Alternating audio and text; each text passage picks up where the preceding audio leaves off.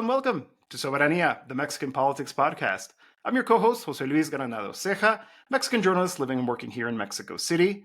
And on this very special episode, I'm very, very glad to introduce, as always, my co-host, Kurt Hackbarth, and also our special guest, Sasi Alejandre. Thank you so much for being here with us, Sasi. We've been following your work. You're doing incredible things over there in Canal Red and your journalism in general. And so we thought it would be great to have this program with you and also try to bridge this divide that we know exists between Mexico and the United States, but also Mexico and the other side of the ocean over there in Europe where you find yourself, and you're doing this work informing about Mexico. And well, as we've seen, so many people are starting to pay attention to Mexico. So we figured this was a good opportunity. We're at the end of the year. A lot of people are on holiday. Let's have a conversation about everything that happened this year. What are our big takeaways? And of course, what's going to happen in 2025. I'm going to go ahead and start sharing links around here on social media, and I'll hand it over to you, Kurt. Welcome to the show. How you doing? Doing very well, Jose Luis. My name is Kurt Hackbarth, writing for Jacobin Magazine in the United States and Tito Común here in Mexico, ready for our special holiday edition of Soberanía. And thank you very much, Sasi, for joining us. As Jose Luis said, we're very happy to have you join the conversation. As everyone knows, probably, Sasi doing some great work over in Canal Red, La Base Comanche, and I think it's very important, as Jose Luis pointed out, to be having these dialogues not only between the United States and Mexico, the Spanish-speaking world and English-speaking world, but also between Mexico and Europe. And of course, one of the topics we're going to be talking about today is the King of Spain. And his non-invitation to Mexico's inauguration and how all that went down. But just to give a little bit of an overview before we get started, it's been a very busy and interesting year for those of us who follow and report on Mexican politics. A lot going on. We've had the privilege of covering that in our own media spaces, but also through the Soberanía podcast, which will complete a year in February. And we're all very thankful for the support that we've gotten for this new project over the course of the year. So that's why we thought it would be a great time to touch base with everybody and do an end of the year wrap up. We're going to hit the top 10 most important topics that we considered. There's so much that we could have chosen that it's worth hitting on as we cover and go back over this year. And then in the second half of the show, we will be talking about what's next in 2025, because if you think 2024 was active, just buckle in your seatbelts. There's going to be a lot going on in Mexican politics in 2025. So we'll also have time to answer your questions. So in the second half of the show, this is the great advantage of the live streams over the recorded programs is, of course, we have this interaction with you. And so, and especially from the St. Patrick's Battalion, if you've got specific things that you want us to touch on in the second half of the program, after we do our top 10 wrap up, after we look ahead to 2025, we'll be really happy to take your questions to the extent that we're capable of answering them. And if you want to throw a little love our way, we've got the tip jar. We've got the tip jar. So you can show us a little love there in the super chat. So we can buy our Christmas presents and whatever else. Don't forget the empty stocking I showed last time, right? We don't want the stocking to stay empty. So, want to throw a little love that way in the super chats, we won't say no. So what have we got on the docket, Jose Luis? What are we going to talk about here? It's almost like the year just whooshed by, and all of a sudden here we are on December 21st. It's kind of like a head rush. But, there's some stuff to cover. Actually, it's interesting that we met Sasi right in the Hotel Hilton the night of the election, right when everybody from Morena was like, oh, shit, we won by that much. So it was actually a really interesting moment. Everybody's like, we knew we were going to win by 20. We didn't know we were going to win by 30 points. So that was actually a very, one of those things that should happen to the left more in the world if the left doesn't, sell out and move to the center too often. So that said, got the tip jar, got the stocking. Let's get going. Jose Luis, what's our number 10 topic here? Oh, hold on. So we want to tell our viewers here, we're going to do this countdown thing. We're going to keep things a little bit vague at the beginning. But before we get there, we have to introduce our special guest. Yeah, we absolutely do have to do that. Sasi, welcome to the show. It's so good to have you. Like we showering you with praise because we really do like what you're doing here. But thought Absolutely. to give you a chance, the audience, to get to know you. For maybe they're not familiar with your work. Where can people follow you? All the rest of it. First of all, thank you all both for inviting me today. I'm a huge follower of your podcast and both your works in Venezuela analysis and in Jacobin. Well, I'm a writer and I'm an analyst. And in Mexico, I worked for the Fondo de Cultura Económica, the Mexican government editorial house and publishing house. And I produced and co-hosted a show on left-wing literature with Paco Ignacio Taibo, who's the director still and will be also for this new government. And well, now I'm in Madrid. I work in Canal Red with Pablo Iglesias, and I do a show on political analysis, mostly focusing on Latin America, but we do Spain, Middle East, etc., called Base Comanche. I also am the host of our small news show called Noticias Básicas, and also Noticias Básicas Latinoamérica, which is weekly. And yeah, so that's pretty much it. I used to write for Jacobin and for a Basque nationalist newspaper called Nice. And yeah, and now I write also for the journal by Canal Red called Diario Red. All right. Oh, and awesome. also, yeah, you That's said quite the social resume. media. Yeah, social media. You can follow me on Twitter, X, Sasi Alejandre, and the same goes for Instagram and YouTube also. We'll go ahead and put that in the description as well. And we're recording this episode, so we'll share this with our regular viewers and listeners, of course. But please do follow Sasi. I didn't know that a bit about the Fondo de Cultura Económica. You know, Paco Taibo II is one of our favorite members of the fourth transformation here in Mexico. More Pacos, the better. He's got a great line, and you know, he's kind of one of those just no shits given kind of characters, you know what I mean? And I think we need a little bit more of that. So it's good to see that there are excellent people working there as well. All right. Well, a great line about utopia keeps kind of receding ahead of us, right? We keep thinking we're getting there, but it keeps us walking. Right? That's it. We have no choice but to keep moving forward. Absolutely.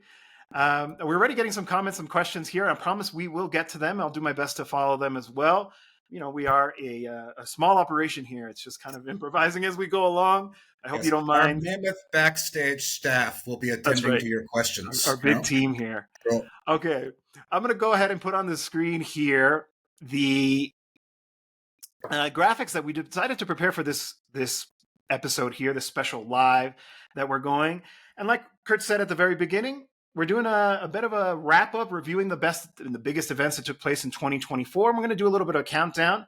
You can probably guess what number one is, but we're not going to say anything just yet. And we'll go ahead and start. And we're going to spend a little bit on each one.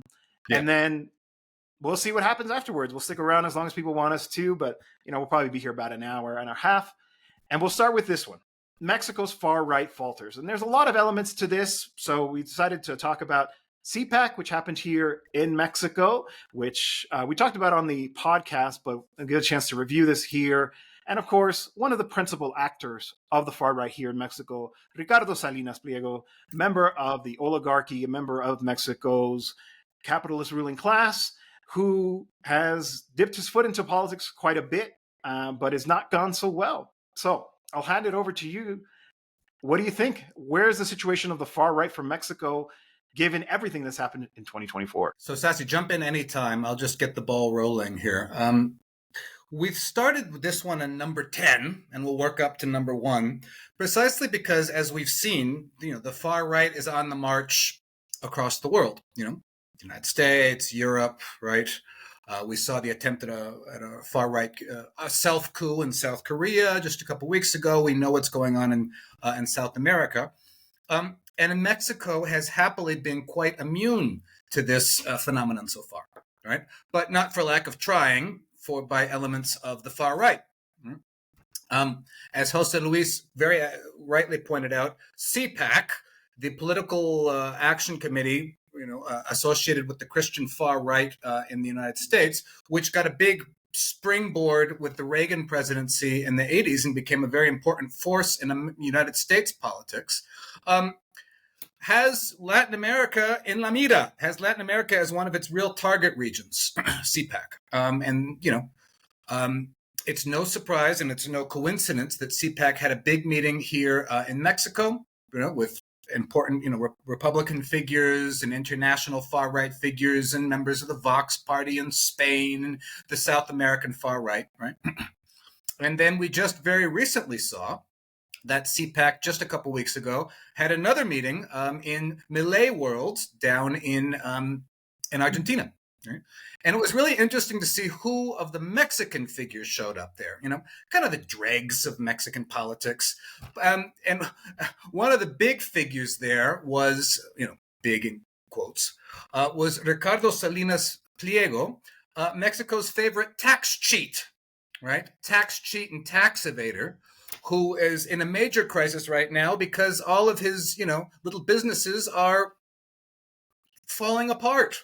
Right, Electra, his company's taxes, stock prices plummeting. His TV station that was given to him, right, a former public station privatized back in the 90s, TV Azteca, is going down. He's got problems with investors in the United States because he didn't pay back some bonds that they invested in him. And he was down there with Milei, buddy, trying to create, inklings of a new far-right movement in Mexico. Together with this actor Eduardo Verástegui, and they're trying to create a new far-right party here called Mexico Republicano, basically just, a sucursal of the U.S. Republicans, right? To try to springboard off of Trump Reloaded in the United States. So that just by means of introduction. What do you guys think? Is this going to go anywhere, or is this just going to be another episode in the sad degeneration of the Mexican right? Well, just talking about the CPAC, going back to its roots, it was founded in 1973. So like the foundational year for neoliberalism, right. The year of the oil embargo by the Arab states against the countries that supported Israel during the Yom Kippur War. Also, obviously, the year of the coup d'etat against Salvador Allende in Chile, from which they established neoliberal policies first in Chile, then in Latin America, then in the global south. And then once they had used all of us as a laboratory, then they expanded it to the global north. And so this was the year where CPAC was born. And yet it slowly started to set up its roots in Latin America after they found out that, hey, military coups were no longer in fashion. So they had to use their NGOs and their lobbying and their soft tactics. And so Argentina had already been the spot for that. But now Mexico enters the picture. And it is so precise, the exact moment in time in which this concentration occurs, because it is right after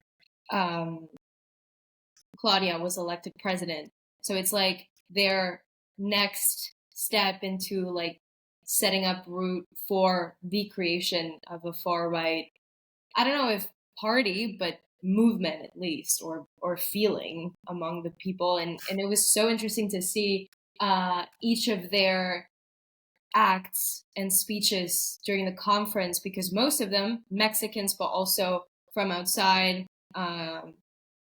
were also just emphasizing on the fact that Mexico's right is dead.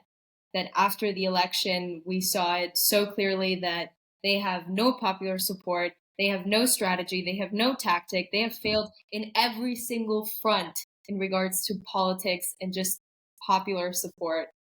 And so it was just very decadent to see all of their little weepings and moanings up on that stage, just basically declaring their own loss and their own just fraudulent decay, really.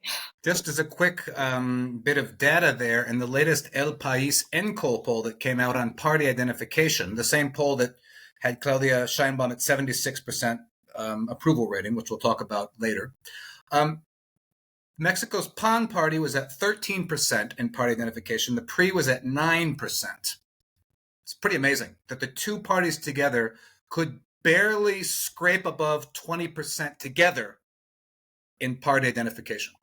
talk about, really the disaster of the Mexican. I think it speaks to the fact that, what we're seeing is, and it's a theme that we've talked a lot about on the podcast, of a political agenda that's advancing, right? The far right has room to operate when there's room left to them by those in power, right? When it becomes a more seductive, attractive option as a result of other options failing to actually deliver to people.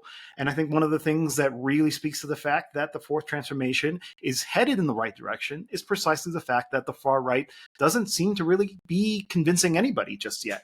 There are a lot of historical precedents in the region that I think offer lessons for Mexico in terms of preventing the rise of the far right. And namely, I think about the case of Brazil, right? How is it possible that we had PT governments, then we had a parliamentary coup, and then we had Bolsonaro, right? And I think a lot of it has to do with the fact that, the PT made some pretty serious mistakes in Dilma's second term, which ultimately I think contributed. I'm not saying that she's responsible for the parliamentary coup that ousted her, but I do think that this kind of, reticence, this reluctance to want to continue to push forward with their agenda of having to try to accommodate themselves to existing structures in Brazil led them to this weakening, right? And then allowed for the far right to rise and continues to have a very significant influence inside of Brazil. And I'm proud to say that in Mexico, we're not facing that. But if we're not careful, we could end up in a similar situation. Right. Because, it's already been said countless of times that the rise of fascism stems directly from a failure of a revolution, of a social movement, of a left-wing party. But yeah, if we're not careful and if Morena makes enough mistakes, it could leave room not for the traditional PRI and PAN, but for the rise of an actual far-right movement. But I think that for now, we can at least settle on the fact that they're not organized, that they have no clear strategy. And it's weird because they have the backing, not only financially, but they have the ideological and media backing of these great corporations and lobbies, of Atlas Network, of CPAC, of the NAD, of the USAID, of all of them. And still they can't manage to find that room. And it is precisely because Morena hasn't left that room. But I still think that the appearance of Eduardo Verástegui in this, it was just a freak show. Like it had no backing, It's pretty much just a facade to hide whatever it is that they're actually machinating behind curtains. I think that it was pretty much just a setup to distract from what they're actually brewing where we can't see it. Because, it just shows the huge disconnect between what these emerging far-right movements and groups in Mexico have with the actual feel of the Mexican people. So we can talk about that when we reach the non-invite to the Spanish king. Mm-hmm. But, I read 78% of Mexicans that approved the decision of the Mexican president to not invite the king. And so if we have that number, and yet you go on CPAC and you present an Hernan Cortés hologram, it's like, are you not? What are you doing? Yeah, totally. Yeah. All right. Just very quickly on that too, I think it really speaks to the difference in political cultures. There's a lot we could discuss between global North and global South, colonizer and colonized, right? But simply just, some basic, political smarts and humanity. In the United States, it's very common that politicians will, especially Republicans, but not only, will be shooting off guns in their political ads to try to look tough.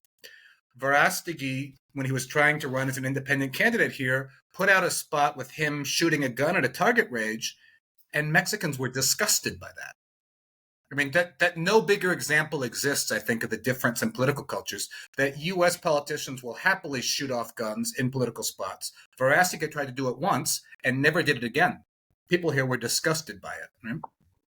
And in the short term, this could actually wind up helping Morena more, because it seems like everybody on the right wants to start a new party now, right?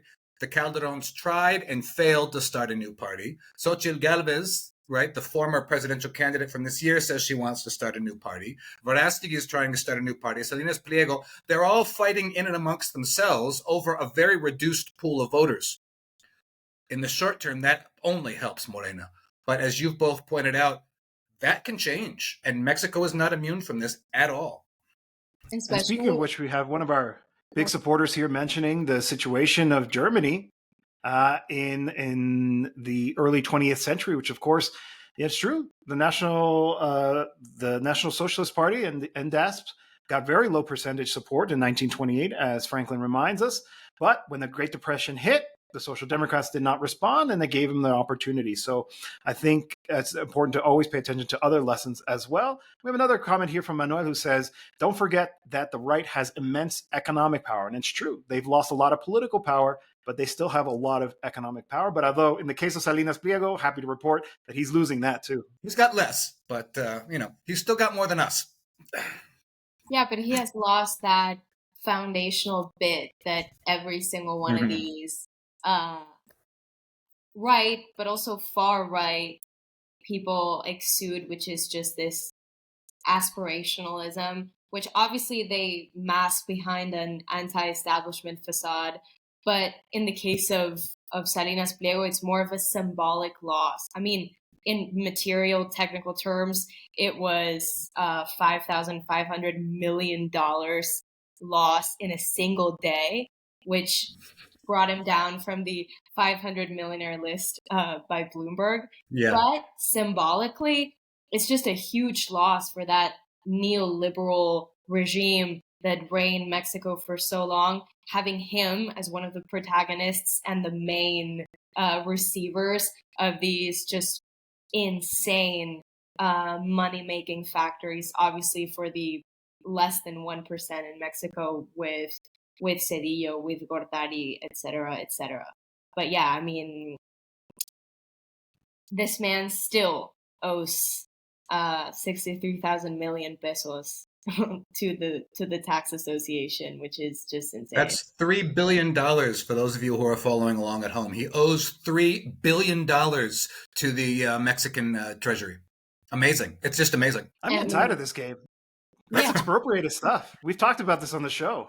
That's before. I mean, we'll talk about this later. Every patient has its limit, right? Yeah. Yeah, but very unsurprisingly, it was actually Norma Piña, the pretty adjacent, now ex-president of the Supreme Court of Justice, who recently approved the request from Salinas Pliego's conglomerate for legal protection against paying the money he owes the Mexican people. In this case, and only until the year of 2013, summing up to 35 million pesos, like just half of what he actually owes. We'll get to Norma Piña a little bit farther up the list. That's just a little bit of a preview of coming attractions there. All right, speaking of the list, ready to move on to number 9. All right, let's see. Number 9. Fuera Rey! Felipe was not welcome to Claudia's inauguration. I'll give a really, really brief summary here, and I'll hand over to you, Sasi, because I think you know a little bit more about this one, and I think you probably won't miss on this opportunity to say something about the man who calls himself king. He's no king of mine. So we had a bit of a diplomatic disagreement with Spain a number of years ago, actually during the term of López Obrador, who actually in a very generous diplomatic letter invited Spain to come together with Mexico to address the historical crimes that were done to indigenous peoples here in what was then called, New Spain, the Spanish colony here in the Americas. And, the letter basically asked for an opportunity for us to kind of have a fresh start, to recognize the mistakes that actually the letter includes leadership, the criollos, the Mexican Republic as well, against indigenous people, to say we have to begin on new footing. And instead of responding to that, or even politely rejecting the petition, we're not interested in doing that, they leaked it to the press and they started to use it as a campaign to kind of drum up a royalist fervor in Spain. And obviously that had repercussions, because when it came to sending out the list of invitees to Claudia Sheinbaum's inauguration, the Spanish government of course, got an invitation because we have diplomatic relations with them, but the king did not. And of course, in a weird act of solidarity, Pedro Sanchez decided, well, if the king's not invited, I'm not going either. And that brought us to this situation, which actually continues to have reverberations. Things continue to be a little bit tense. But this was big. This was made a lot of headlines. A lot of people got really either worked up about it or upset about it, or even, in my case, felt a little bit of pride, Mexican pride, that we did not invite the man who calls himself king. I mean, in your case, but it's clearly not only you, because as we said, 78% of Mexicans approved that decision, which is insane. And paradoxically, it had the exact same effect in Spanish population, which is where I'm currently living and from where I saw all this go on. But I mean, I wouldn't call it a weird act of solidarity. I would call it a perfectly acceptable and reasonable act of solidarity, because we have to remember that Pedro Sanchez, being part of the Socialist Party from the PSOE, they're the direct heirs of Franco's Spain, which not only maintained but actively supported the monarchy and the royal family. So, I mean, he's just paying off debt. But yeah, I mean, essentially, it was obviously symbolic. Like, Claudia knew that this wouldn't actually have an actual tangible effect on bilateral relations or foreign relations between the countries, but it was really just to show the new standpoint created by the 4T, in which obviously one of the huge values is sovereignty, and in a way it is nationalism, which I don't think that it was an actual objective of Morena, but it definitely derived into that. Yeah, and I think that's important too, because in the global north, especially the United States, nationalism, obviously on the left, is a very negative term because it's related to an imperial project and an aggressive hegemonic project. But nationalism in Latin America has a very different connotation. And I think this was a good flexing of muscle of some healthy nationalism, some healthy sovereign impulse. And it's interesting, too, because this occurred, of course, shortly before Claudia's inauguration. And AMLO made a very interesting comment, which we've discussed several times on the show. He said, watch out, people. He said, compared to Claudia Sheinbaum, I'm a fresa, right? I'm a fresa. I'm kind of bougie compared to Sheinbaum. You know, she's pretty tough. And actually, you know, he said that, you know, he and Claudia had talked about it, and he said, you know, you don't have to go this way if you don't want to. You know, you can invite the king. She said, no way, man. No, we're doing this. You know, we're doing this. So it's an example of kind of what AMLO is saying is I'm fresa compared to Claudia. And I think it's important to just say again what Jose Luis said. It was this 2019 letter by AMLO was a very diplomatic letter. He's saying, listen, you guys did stuff in your time.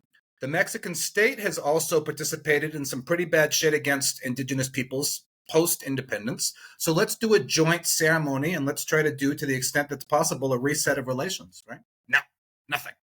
Not only am I not going to answer, I'm going to filter it to the press to try to whip up some kind of ridiculous, from our obviously point of view, ridiculous peninsular, you know, royalist campaign to try to prop up, you know, a Bourbon monarch who was practically ran out of that, you know, village post flood over there, right, by the Spanish people themselves. Right? And then tries to play the card of the aggrieved party after all this. I'm the aggrieved party. It's like, you're not the aggrieved party. Stop it, right? We know this guy already has a history of breaking protocol. For example, in the Petro inauguration, when he didn't stand up when the sword of Bolivar was presented. It's like, this isn't the first time that they trundle out this, you know, decrepit monarchical family that comes over there and puts their foot in it in Latin America. So I think it wasn't only a Mexican issue. It's obviously a Latin American issue in general that we're sick of this. We're sick of this. We don't have to invite these people. And nobody missed them.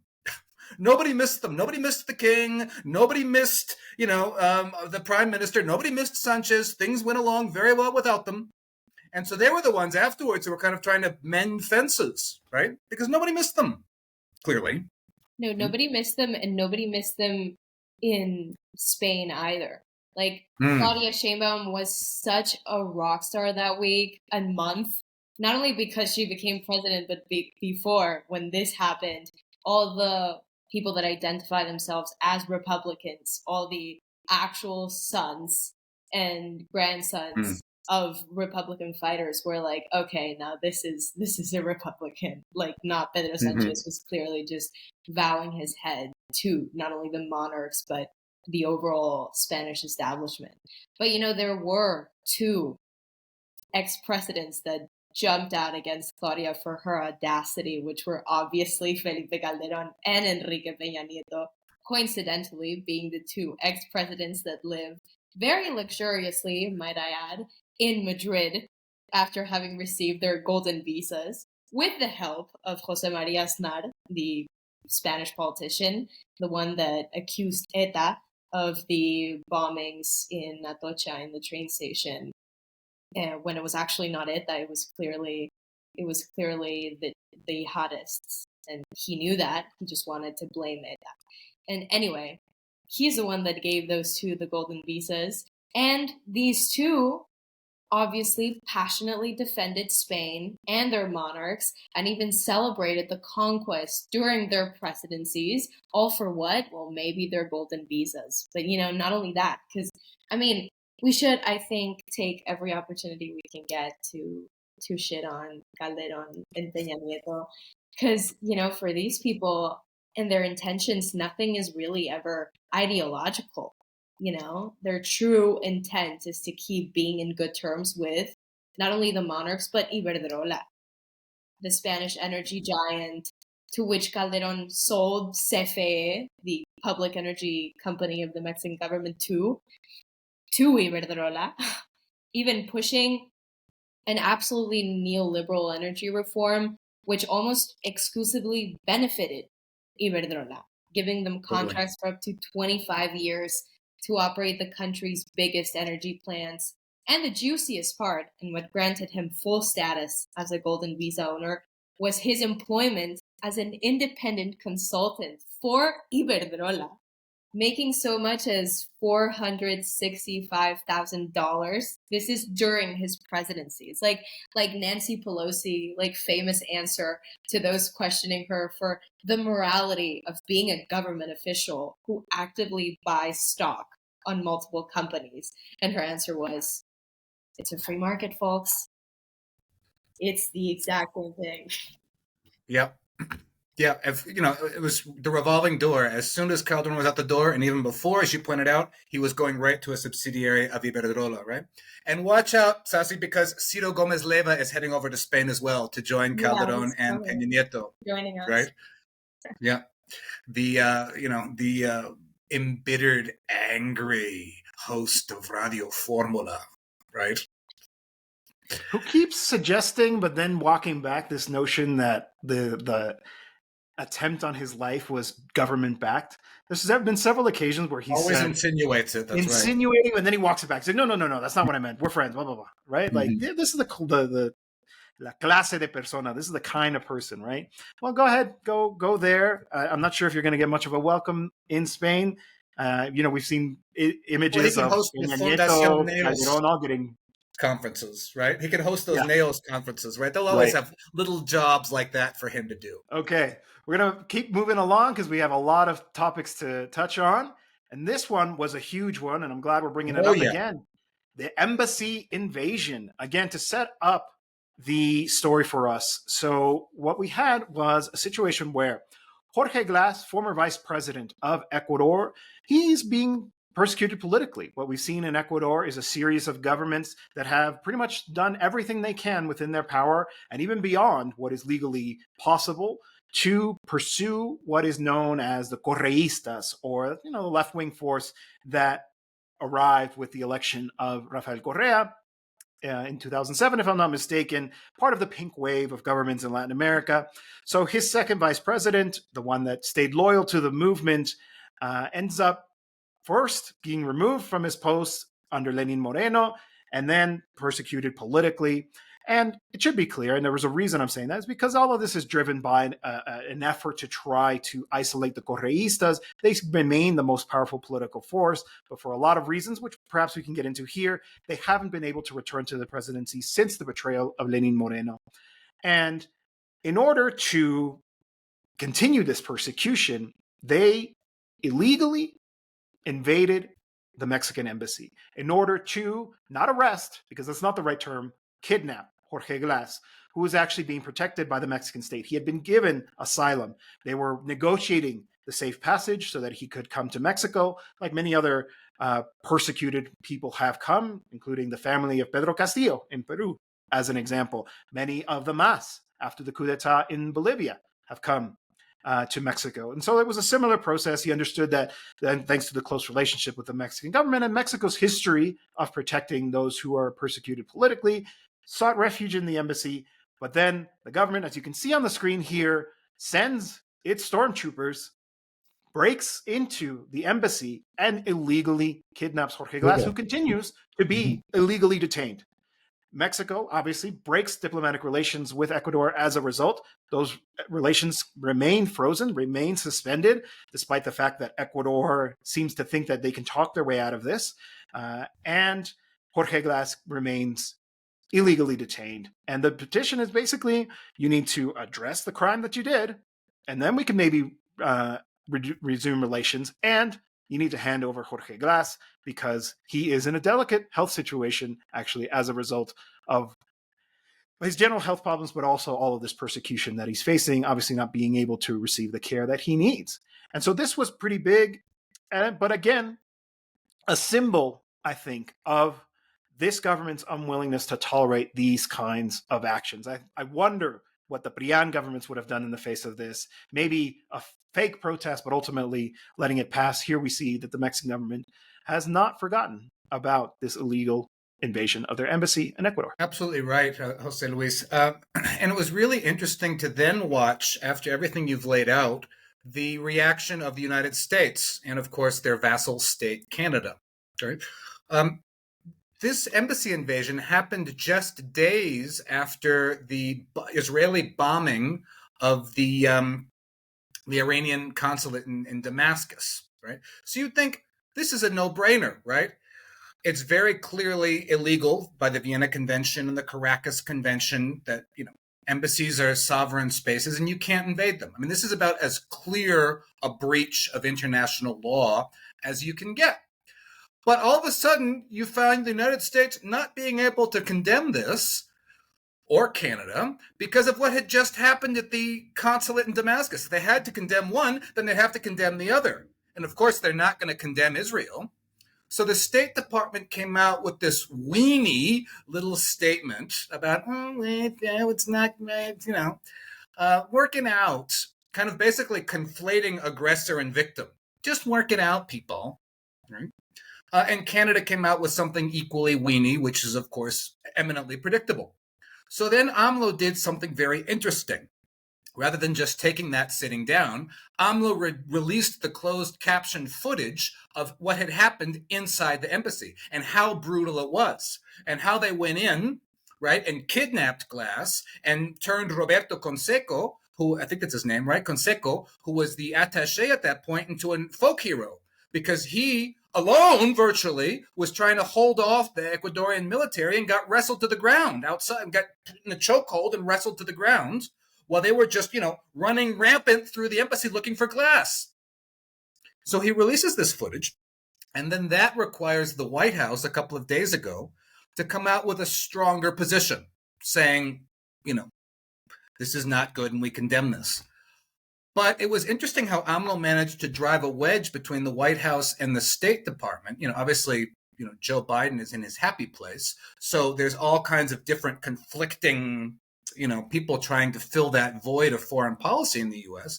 But AMLO did that by the, very interesting maneuver of releasing that footage. Right? And as you said, this remains frozen between Mexico and Ecuador, and it's very sad to see where Ecuador is going. Noboa has basically signed over Ecuador to the United States through a series of agreements that gives the United States basically carte blanche on Ecuadorian waters, air, land, to import things without inspection, basically, a U.S. outpost there. And we just saw a few days ago that they're about to open a base in the Galapagos Islands. This is where things go if you don't understand and push for sovereignty, right?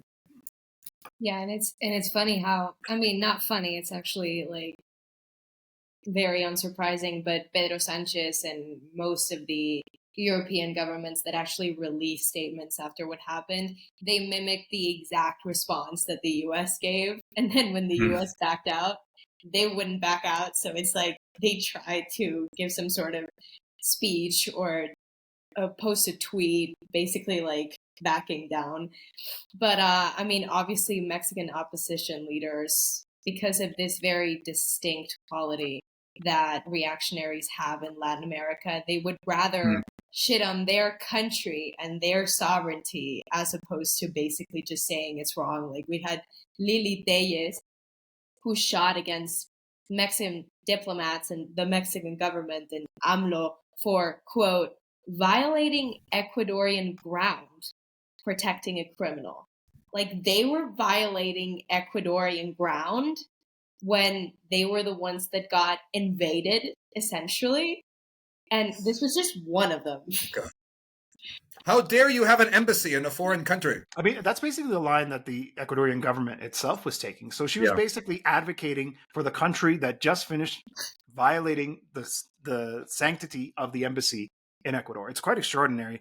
And that's kind of what her career has been. She's an interesting character. Maybe we should spend some time on her in a future moment, because I think in a lot of ways she encapsulates what the new right is trying to do, to try to exploit culture war issues, to try to always side with the powerful, to drive this narrative, anti-reproductive rights. It's really quite interesting. Even the way that she tweets, right? It all reminds me so much of what you see actually coming out of far-right figures in places like Western Europe and North America. But it is interesting how, it was just like a metaphor, a very clear representation, very soft, but it really does go to show the way that the US operates with their puppets, because you can understand that it was a difficult situation, Noboa being one of their puppets and having him do such a thing. And of course they had to condemn it, but they couldn't because it's their puppet, except when they actually got to the position in which they had no other choice, they did condemn it, because that's exactly what they do when they're done using their puppets. They dispose of them. And Noboa is very, very near being disposed, because he's just making the worst out of that country. Yes, that military base, that U.S. military base that is being set up in Ecuador was already closed by Correa years ago. It was the Base de Manta. And it was not only closed, but Correa actually signed a bill in the Constitution that prohibited foreign bases, specifically U.S. bases, from being installed. And Noboa changed the Constitution to allow this. And this in a country that has been for over a year in terrible energetic security, with basically just shutting down of electricity essentially every day for almost 14 hours. Because, he hasn't maintained the infrastructure needed for that. Correa released a document in a video in which he basically said that during his governments, Ecuador was one of the top 5 countries in the world with energetic security, with access to energy.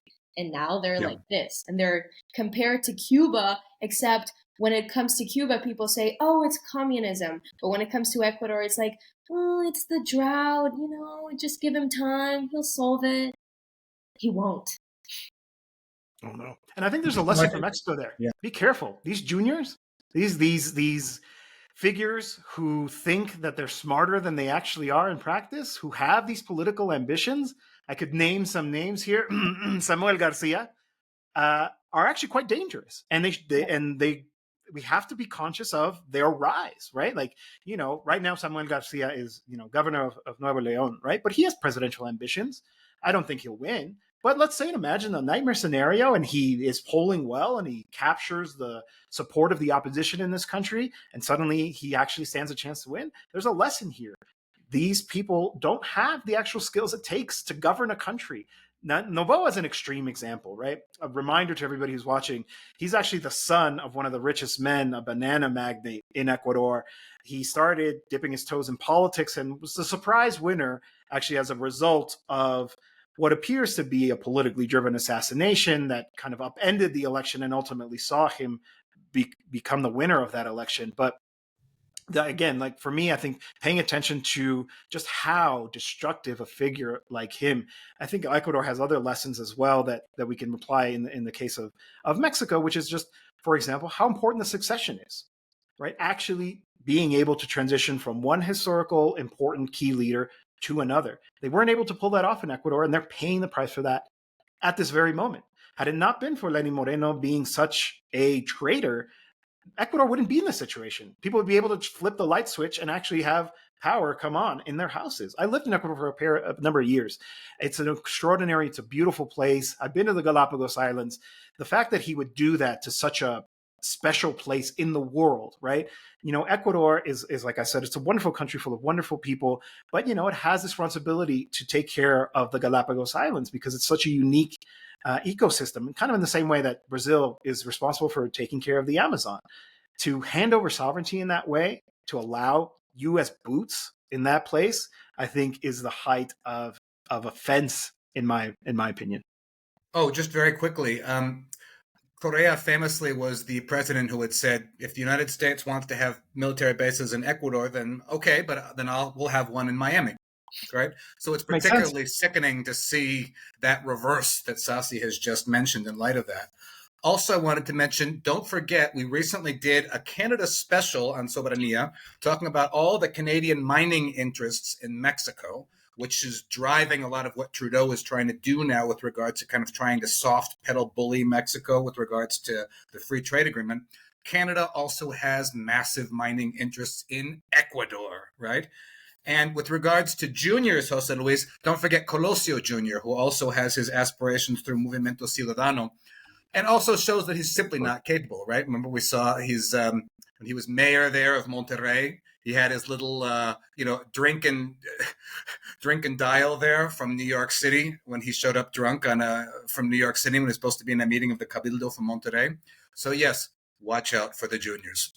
But yeah, I mean, I think that talking about lessons that we can learn from other leaders in the continent, I think that another key point in the year in which AMLO stated that sovereignty of Mexico, of the movement, is also his position in regards to Venezuela, which he founded by the same doctrine that he used to basically push back against the invasion of the embassy and the kidnapping of Jorge Glass, which is the Estrada doctrine, that has been called upon many times since Juarez, but that media outlets like Letras Libres, property of Enrique Krause, one of the foundational reactionary intellectuals in the country, also calls upon the Estrada doctrine to criticize how AMLO positions himself against the Peruvian dictator Dina Boluarte, who took power from President-elect Pedro Castillo in a violent coup.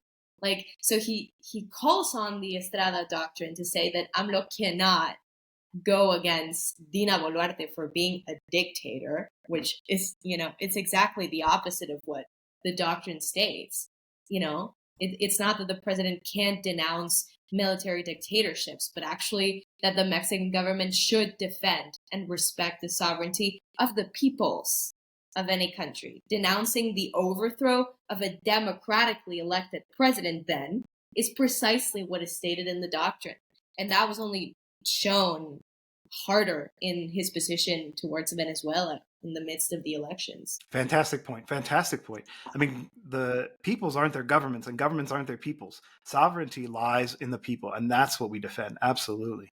And on the foreign policy topic, let's move on to our next issue of this year's recap, which is the beefs with the ambassadors. I'll let you both talk more about this. I feel like I've said plenty, but just a quick recap. Ken Salazar, the Democratic White House's ambassador to Mexico, has been somebody who has stuck his foot where it doesn't belong, interfering in the domestic affairs. He was put in timeout. He was made to respect certain rules. You know, this guy used to go up and call people up, the secretaries that he had a personal relationship with, and try to advance his country's and his economic interests. And obviously, to the dislike of the Mexican government, it was not a great relationship with him. I think we can talk about the way that it played out, but we have before us an even bigger danger, I think, in a lot of ways. Ron Johnson, ambassador, because there's also a senator by that name, so don't get that confused. Former Green Beret, former spook with the Central Intelligence Agency, huge Trump supporter, has been named ambassador of the U.S. to Mexico. Going to bring a lot of serious challenges, I think. You know, we talked about this in the last episode, but you know, we had some positive signs, I think, from the Trump government, but this one is the clearest, most worrisome sign from the incoming Trump administration just about what this relationship is going to look like. But I'll go with Kurt first, because I know you're just such a big fan of Ken Salazar and all his shows. Your recap on Ken Salazar and his time as ambassador from the U.S. to Mexico. Well, I think this Ken Salazar, Ron Johnson binomial there, they're basically two sides of the coin of U.S. interventionism. Ken Salazar comes down here with his 10-gallon hat, and, he speaks Spanish, they both do, tries to kind of play off that he's a big friendly guy, right? Traveling around, meeting with governors, fantasizing with giving a speech before the Mexican Congress, right? Kind of seeing himself as a big rock star. But what Salazar was, in the United States, was an energy lobbyist for fossil fuel interests. That is who Ken Salazar is. That's what he does. And it's funny that the Mexican press, the Mexican corporate press, does not give people the background of these, ambassadors enough to understand that Ken Salazar was simply a continuity from his previous career as ambassador.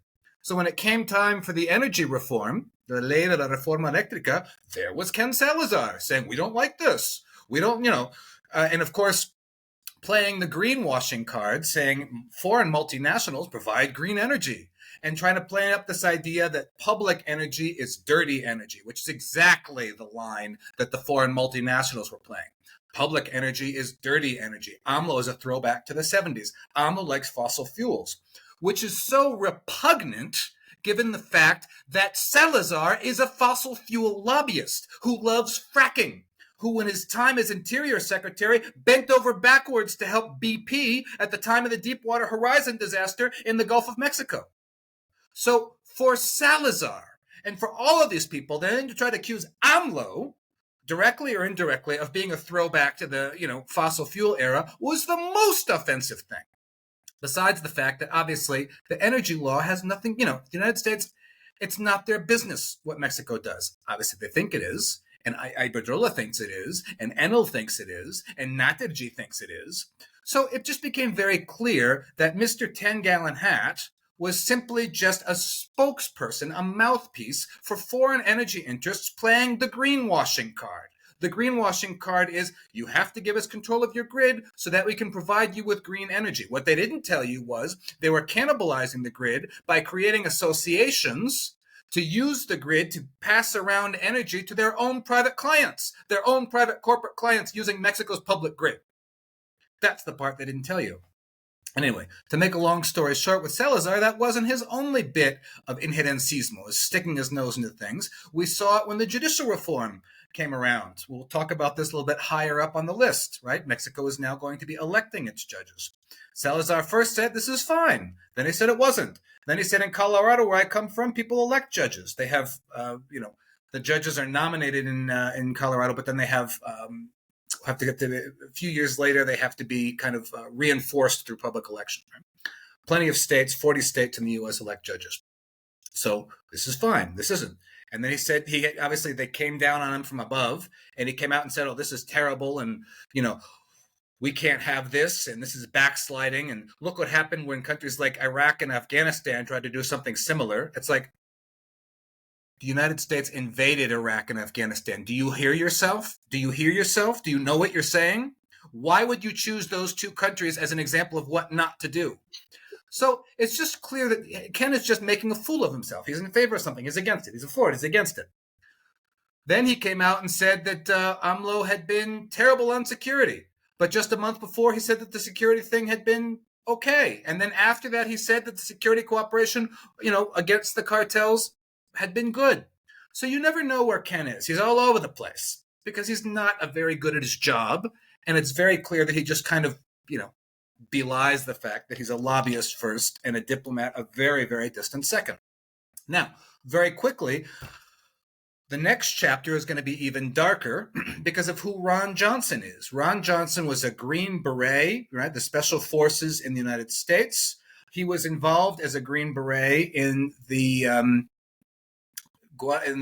Civil War in El Salvador in the early 80s, when the United States trained, armed, and financed death squads to carry out the most catastrophic, tragic, inhumane tortures, deaths, and assassinations of anybody they perceived to be on the left in El Salvador. And he was one of the 55 advisors there who was, advising to get the whole thing to go on, right? This was in the post-Vietnam era when the United States decided, all right, we're not going to, go directly in with ground troops. We're going to fund and operate death squads.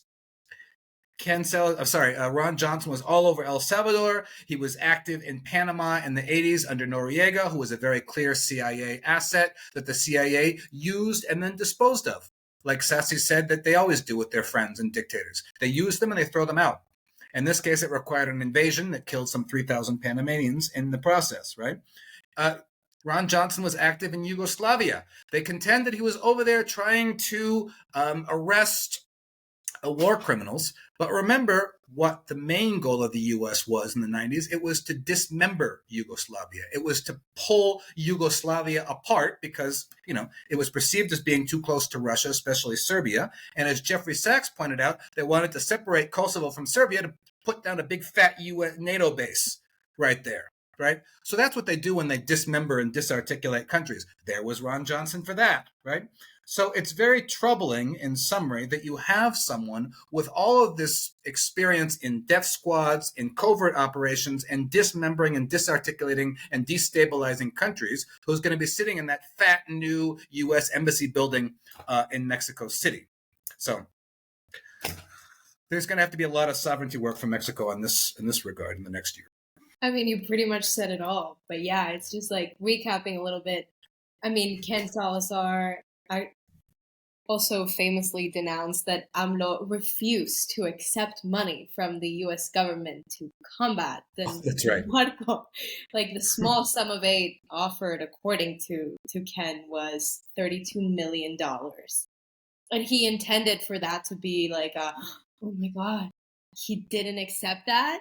How dare he? And obviously that is exactly what the right-wing media buddies called that. Like a lack of real will to combat criminals on behalf of AMLO, which is obviously what we expected them to say. But he was obviously in that quest against the judicial reform after he backtracked on what he originally had said.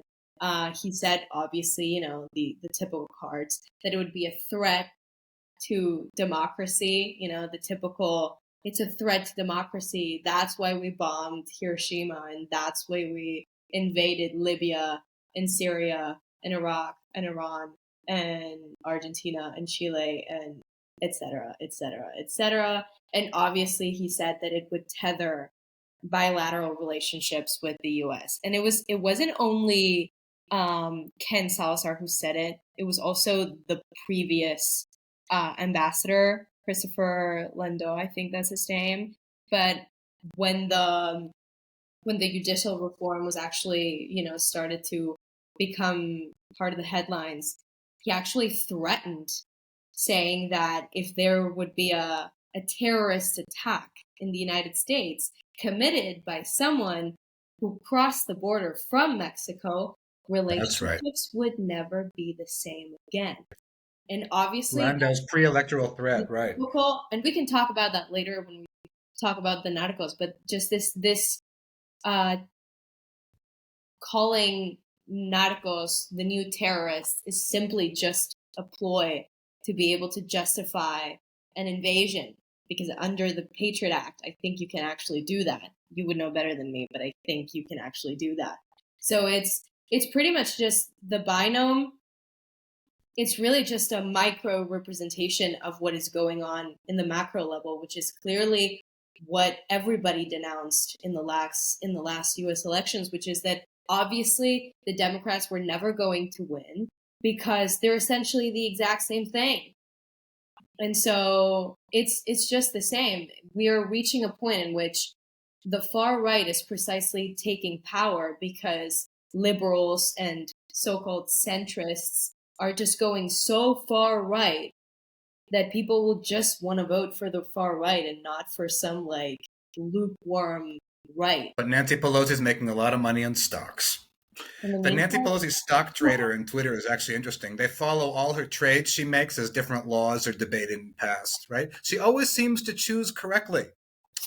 But yes, with regards to the ambassadors, it's the two sides of the same coin. It's the metiche or the maton. Choose your poison, metiche or maton, right? So we've had a lot of metiche, now we're going to have some maton. And also, like, Ron used to be an ambassador in El Salvador up until really recently.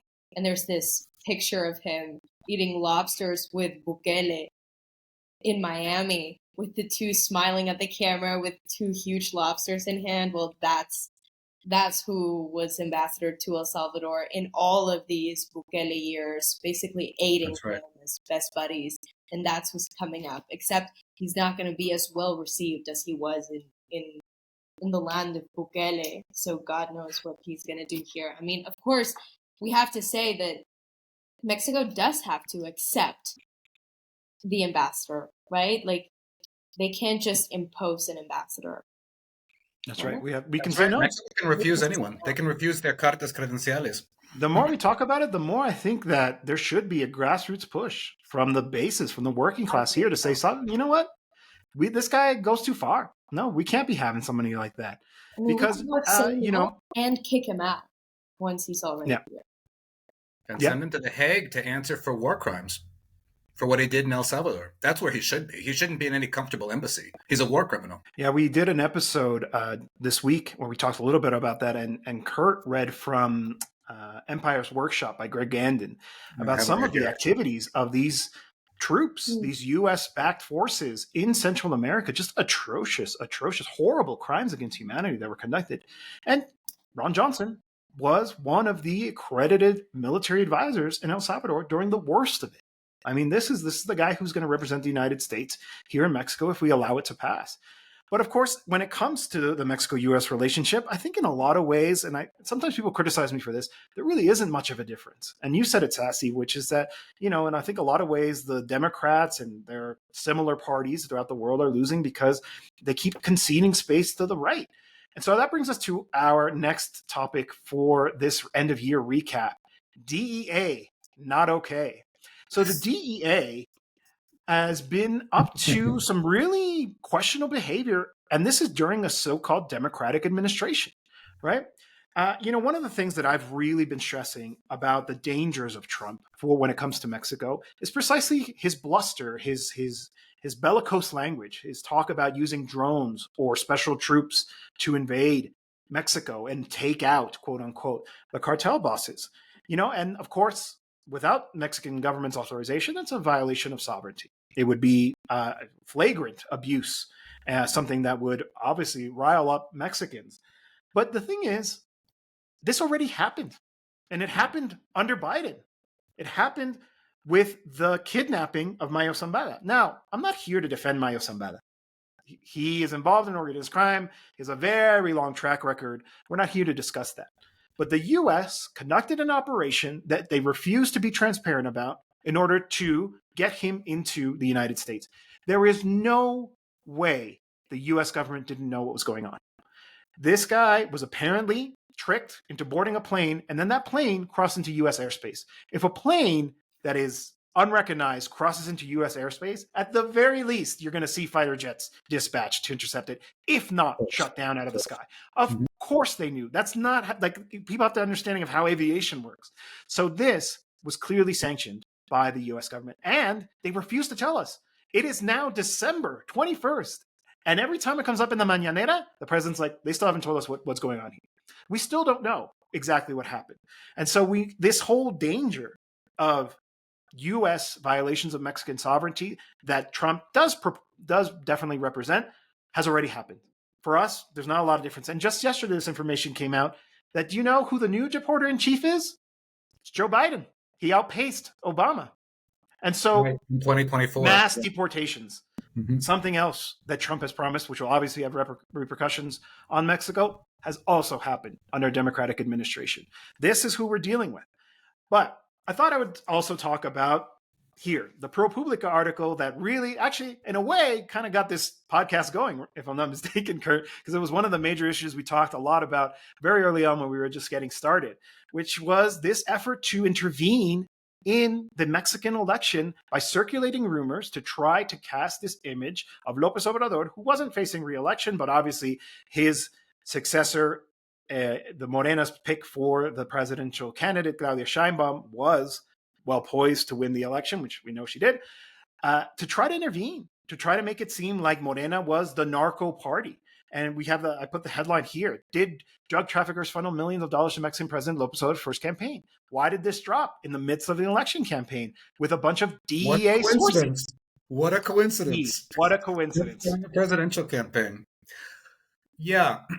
And I think you're right, Jose Luis. I think it was just our boiling anger at that whole farce that got us to start the podcast in the first place. I think that's absolutely right.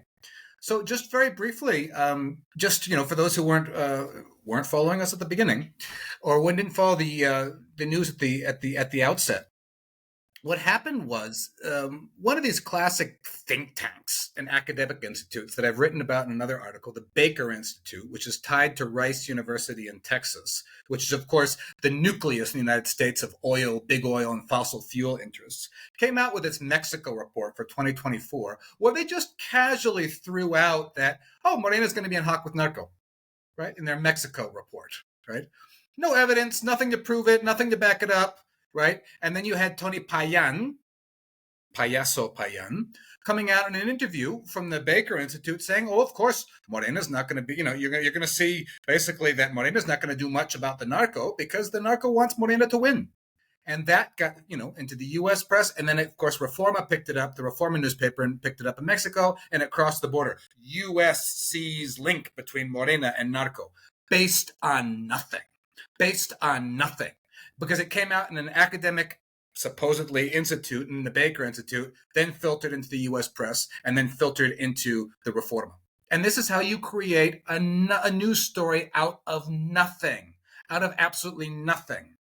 So, Act 2, ProPublica, the esteemed ProPublica, came out with an article by Tim Golden shortly afterwards, saying that narco had tried to, infiltrate AMLO's 2006 campaign, right? With like $3 million, which is just such a, risible amount of money. It's just so little to think that AMLO's campaign would throw away a whole campaign for that little amount of money in relative terms. Okay, nothing to back it up, no evidence, just, clear DEA leaks, just saying somebody said that maybe this had happened, whatever else, right? The only thing that was actually confirmed in that article was that the DEA then subsequently tried to set up AMLO's second campaign by trying to pay people in the campaign to set them up. At the same time that Genaro Garcia Luna was openly colluding from his post in the cabinet with the Sinaloa cartel, the DEA was trying to set up people in AMLO's campaign. Priorities, right? Priorities, people. Who cares about what Garcia Luna's doing? Let's try to set up the progressive candidacy. So ProPublica that article came out. It got a lot of blowback.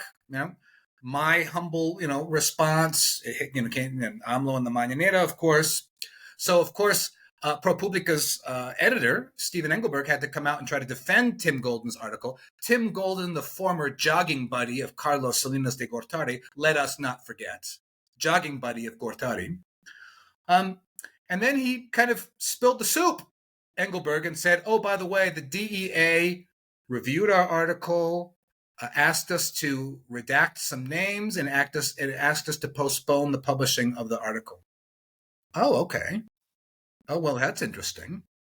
And then, well, Act 3, the New York Times gets into the act. Can't ever leave out the New York Times with Natalie Kitchereff, the correspondent, that said that the narco was then trying to give money to AMLO's 2018 campaigns. They're basically hitting of all of AMLO's campaigns in turn. But the New York Times article was even worse. Nothing. Somebody said that somebody else said that, unnamed sources said, and then there were supposedly videos about AMLO's kids, which never came out. I mean, it was just pathetic. It was really pathetic. It was, ridiculous. And then this, sparked all of these bot campaigns in Narco AMLO and Narco Presidente, Narco Claudia, and they were spending millions of dollars online bombarding social media with Narco AMLO and Narco President. The joke even was that AMLO made was that he was getting higher hashtag, reach than the Super Bowl, which is happening at the same time. And it wasn't a lie. He was getting more traction than the Super Bowl with Narco President. And actually, Julian Macias, of course, one of your wonderful colleagues over in Spain, tracked this and discovered that a lot of these, bot and troll farms were coming from Spain and from Argentina and from Colombia, right, with nefarious money. Morena blamed the Atlas Network, and I wouldn't be surprised. Yeah, it was actually the Atlas Network. Was it really? Okay.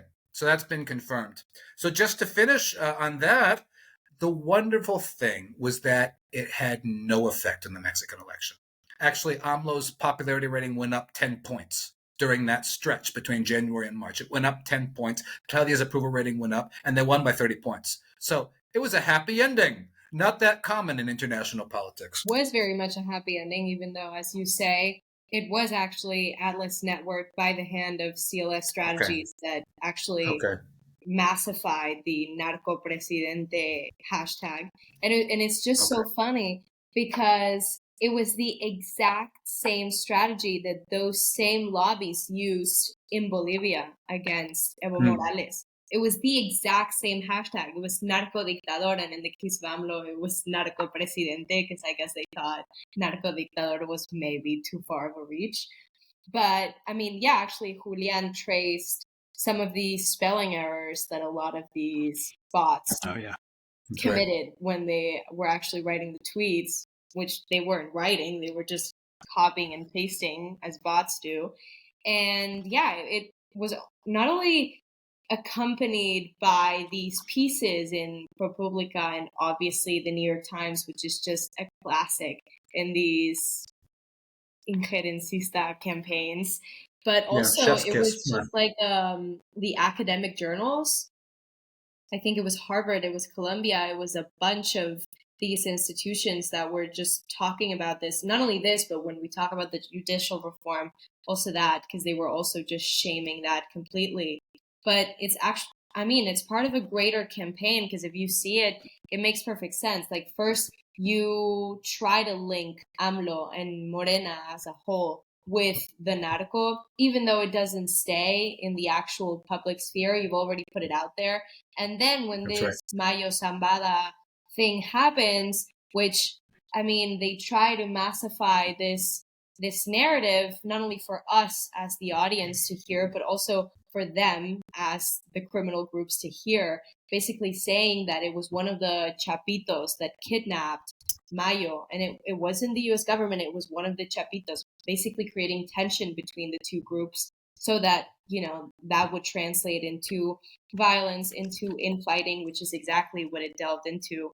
And then you have obviously your little puppets inside of Mexico, like Marco Cortés, who just please that narco terrorismo, that narco terrorism be like typified as a crime in Mexico. But obviously, I mean, he doesn't invent this concept. It was the CSIS, I think, in the 90s, which is, you know, essentially a think tank with its roots in Washington, obviously. And it was like the anti-communism Cold War training military leaders in Latin America type of lobby. And those were the ones that created the narco-terrorism label, which essentially, if it actually would enter the Mexican Constitution or the U.S. Constitution, then it would be, solid grounds for a potential invasion. And it's funny how these same media outlets, including the New York Times, that were so quick to jump on AMLO calling him a narco presidente, which actually, just as a little parentheses, it is exactly what they did. I mean, with dozens of leaders in Latin America, but specifically, I think of Rafael Correa in Ecuador, where actually El Mono, who's the drug leader that they actually accused of funding Correa, actually came out and filmed himself and posted a video on social media basically saying like, nah, I didn't give money to Correa. And so the leader actually had to come out on social media to say that. But it's those same media outlets that never said a thing with Felipe Calderon and his war on drugs. They actually were the same exact media outlets that applauded every single one of his measures.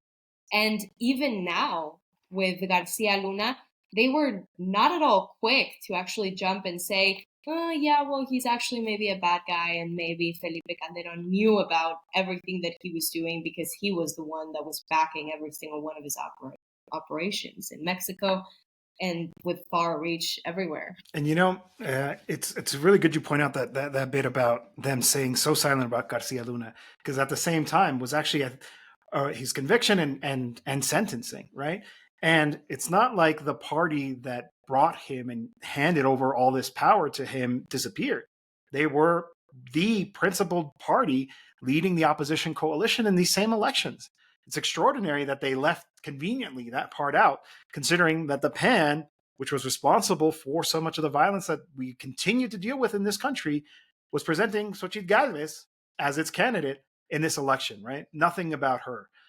But, of course, the election was one of the major issues here in 2024. And that brings us to our fifth topic. We should probably move a little faster. We're going a little bit slow here. Apologies. There's so much good stuff here. So much stuff. Which is La Marea Rosa, as it was called. This is comic relief. This is the comic relief point. Yeah, let's have some fun with this one. So, as a really quick recap, La Marea Rosa was this AstroTurf campaign. What do I mean by AstroTurf? It was tried to present itself as grassroots, as coming from the citizenry, as something authentic, but in reality, it was an elite-driven campaign to try to prop up Xochitl Gálvez as the opposition candidate in the 2024 presidential elections. It started actually a number of years ago around the so-called efforts to neuter the electoral authority, which of course was not the case at all. One of the major issues that I think was deliberately misrepresented in international media outlets when it comes to Mexico. And then it kind of transformed into this defense of democracy. We have to stop authoritarianism. And try to at first present itself as civil society, as coming from the citizens. But then in its last demonstration before the election, what did they do? They had Xochitl Gálvez, the presidential candidate of the opposition, as one of its principal speakers. And we put this picture up there because who was the man behind all of this? Well, another failed son, Claudio X González, who, as a result of his privilege in this society, the wealth that he inherited as the son of Claudio X González padre, has decided that his mission in life is to stop Morena, to stop López Obradorismo, to put a break to the fourth transformation. He was very comfortable with the way that the political system worked in Mexico under the neoliberal regime, the neoliberal era of the PRIAN, and is upset that the doors of the presidential palace are no longer open to him and his ilk the way that it used to be, and decides that, well, I'm going to try to get my person in a way, some way. Now that I'm saying it out loud, it kind of reminds me of Elon Musk cozying up to Trump. Like, how can I get actually physically into power? Well, I'm going to shore up the campaign of the opposition with this ultimately unsuccessful strategy to put Xochitl Gálvez as the candidate. We'll go with you, Sasi. How did you read? How was the whole pink tide, Marea Rosa in Mexico seen in Europe, in Spain, where you live? It wasn't really talked about, which just goes to show how much of a failure it was in terms of communicating any popular power. And this is, we talked about Johnson, the upcoming ambassador, and how he had operations in Yugoslavia and Eastern Europe. And it is precisely one of the perfect examples of a color revolution or a color revolution attempt to try and get this like popular grassroots organization, which we can talk more about this when we go to later subjects. But it's pretty, when we go to the judicial reform, essentially when they had that like student organization, which is obviously not that, but it's, this grassroots organization, which is just the elites, which is, we first had a bunch of protests during the entirety of the 6 years in which AMLO was in power, in which a lot of them, they just refused to get out of their cars. Like they would protest inside of their cars. And it's like, what is a more oligarchical thing to do than to protest in your car? And That's then, right.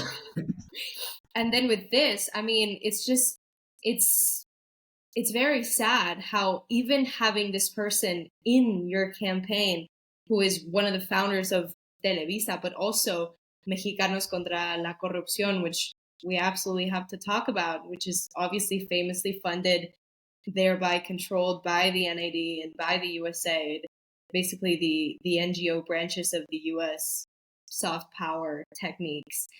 And so you had essentially media power and NGO soft coup power on your side, funding your campaign, and you still couldn't manage to go anywhere with that.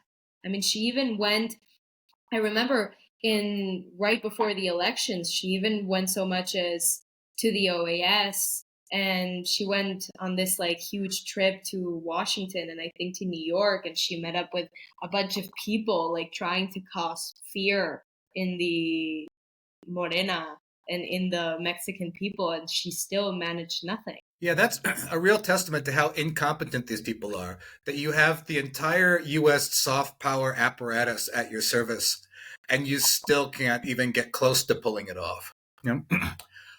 It's really funny, just to go back to what Jose Luis was saying, too, that, the Marea Rosa had several editions, right? And they were out with their, pink this and their pink that. And all of us were saying, this is obviously an opposition march. And they would get so upset when you would say that. Remember Senador Alvarez y Casa, one of your favorite human rights defenders, Jose Luis, right? The Panista senator. He got so upset on Twitter when somebody, dared to say that this is just a right-wing march. No, it's civil society, and it's in favor of democracy, and it's against the authoritarian state. And how dare you say that? And oh my God, I'm so offended. And then in the last one, Xochitl Gálvez comes out and takes the stage. And it's like, And it's really interesting, too. If you want a little bit of comic relief, everyone, Ann Applebaum, a great analyst of The Atlantic, came down and attended one of these marches and wrote about it for The Atlantic. And it is the most sad, funny, bizarre, absurd, grotesque attempt at journalism you could ever read. It's a real fun one. She comes down and she met with Lorenzo Cordova, the former head of the INE, and said, Lorenzo Cordova has a lot of books in his office. Then she said this. And then she went to the march with Denise Dresser and attended the march and said, this is Mexico's people, Mexico's hoi polloi there, speaking out against the dictatorship. And then, of course, she trundles off to brunch at her 5-star hotel and files her report for The Atlantic, right?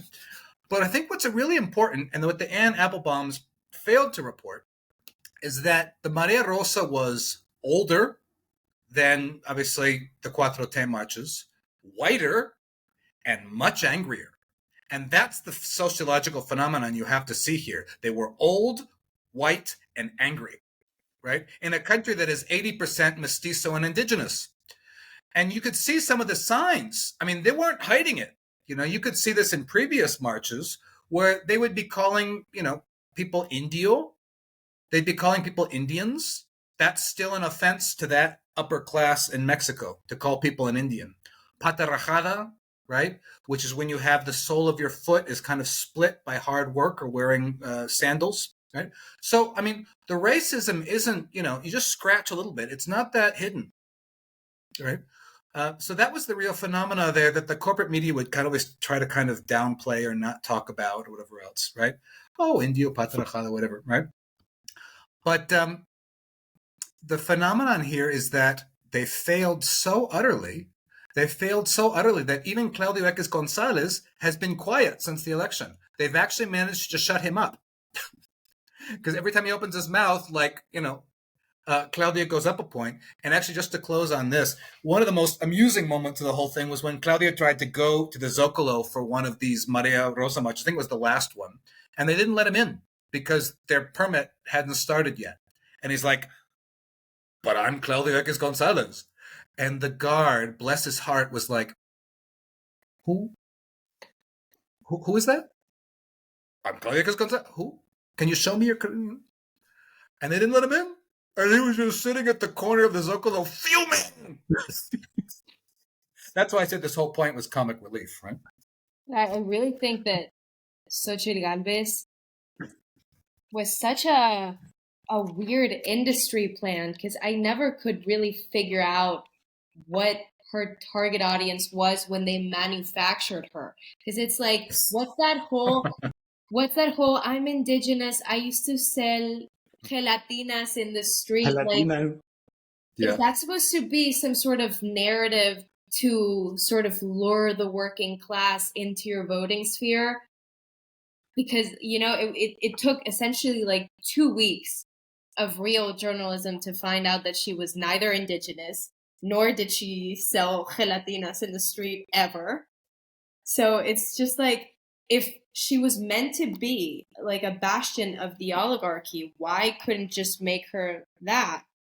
Because they wanted to build up this kind of hegemony to emulate the actual hegemony that Morena has managed to get.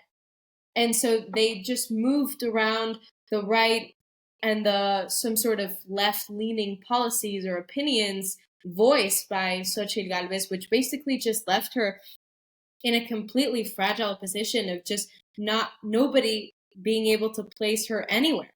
Because sometimes she would say, no, because I was a communist in my youth. Oh, yeah. Trotskyist, she said, I think. Yeah, and then she goes and meets the OAS, and then she wears her ponchos and her things, and then she wants to basically lure in this oligarchy which will vote for her ipso facto because she's not Claudia Sheinbaum. But still, it's it is just, I think Xochitl Galvez will go down in history as the utter evidence of the hegemony that Morena has, at least in this precise moment in time, in which it is precisely this right wing and this proto-far right that actually manages to give in to accepting and even praising social reforms and basically social programs that they would never have accepted, and that she actually started off not accepting. But then when she found out that that was an essential part of what the Mexican people actually needed, she felt a need to give in to accepting this. And it just, I remember reading this book. I don't remember what the writer was, but it was basically a comparative study between Bolivia and Venezuela. And it was on the first years of Chavez. And he basically looked into a right-wing city and a left-wing city in both Bolivia and Venezuela. And his initial hypothesis was that in the left-wing cities in both countries, the left wing would have hegemony, democratic participation and that these social programs would be better implemented, et cetera, et cetera. And what he found out was the exact opposite. It was that in Bolivia, at the time of the mass, both cities actually did poorly. And in Venezuela, both cities did well. And it's because they actually managed to make a hegemonic movement on those first years of Chavez. And it is the same thing that we're doing here. Even the right wingers are just having to accept our reforms and basically our conception of pueblo, because if not, the people just simply won't accept them. I think that's such an important point. And what you just said is borne out by this El País Enco poll, which also I think pointed out that I think 76% of the public think that the judicial reform will produce better results. I mean, that's well beyond simply Morena voters. That includes the right. And I think the other interesting one there was that they think that the U.S., has its responsibility in the drug war and it's, funneling arms into the country. Okay. So, I mean, this is really an example of what you're saying about the hegemonic power of the Cuatro now, that even positions that they would never have accepted before, they are now. Absolutely. The election wasn't that long ago, but it's been a while since I spent any mental energy on Xochitl Gálvez. And now that we're talking about it, I can't believe they thought that would work. I can't believe how much they underestimate the intelligence of the people, right? I mean, part of it has to be that, one, they're out of touch, but other one, they thought, yeah, we'll put a woman of Huipil who claims to have grown up poor, and that'll trick them. That'll show them, why should they vote for, the woman who's a scientist? They can vote for this character that we've put out there that looks the part but isn't actually representative of the masses. Just a huge disregard for the intelligence of the people. And then the funny thing is that Xochitl Gálvez really believes it, right? Like, if you look at her now, she wants to start her own party. She blames the political parties for their loss, right? That it wasn't because of her candidacy. I mean, she was a terrible candidate. Remember how many gaffes she would commit? Like, it was like, what we even made an editorial decision. We're like, we should probably stop talking about how bad of a politician it is. Otherwise, every episode is going to be about how a terrible campaign she's running. And the other thing I wanted to say when it comes to this whole strategy has been, one, the underestimating of the intelligence, but also the lack of actual connection with what the people are thinking, that an actual appreciation for the political consciousness that has developed in this country as a result of the López Obrador government. Things changed, and it's still something that I find extraordinary. Not that I want to give them any advice, but if you don't actually have an appreciation for what happened in 2018, you're going to continue to keep making the same mistakes over and over again. And I think Xochitl Gálvez, the entire opposition campaign in this election, is a perfect representation of that.